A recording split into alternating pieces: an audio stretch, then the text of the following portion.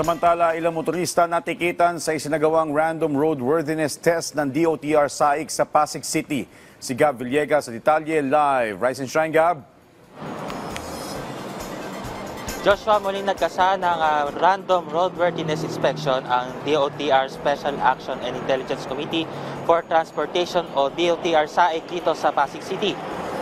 Sa ikinasang operasyon ngayong umaga, nahuli ang modern jeep na ito matapos mapag-alamang pasuna ang violation ticket na ipinataw noon sa kanya. Katwiran ng jeepney driver ng modern jeepney, wala raw siyang perang pantubos sa kanyang lisensya sa Land Transportation Office. Nahuli ang nasabing driver noon pang Hulyo dahil sa hindi pagsusuot ng seatbelt. Sa ngayon ay 6 na traditional jeepney at isang modern jeepney na ang kanilang nahuhuli sa operasyon, kung saan 3 sa mga ito ang nabaklasan nila ng plaka.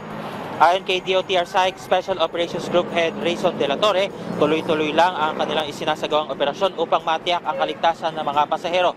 Joshua, sa mga oras na ito ay nagpapatuloy pa rin ang isinasagawang operations ng DOTR SAIC dito sa bahagi ng Ortigas Extension dito sa Pasig City, at sa mga oras na ito ay tuloy-tuloy lamang yung daloy ng mga sasakyan dito sa kinaroroonan natin.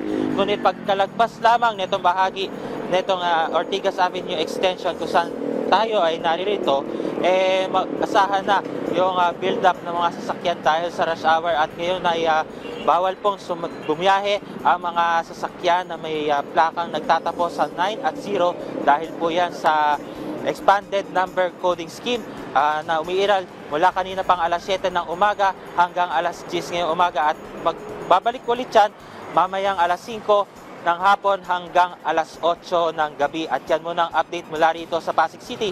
Balik si Joshua. Maraming salamat, Gab Villegas.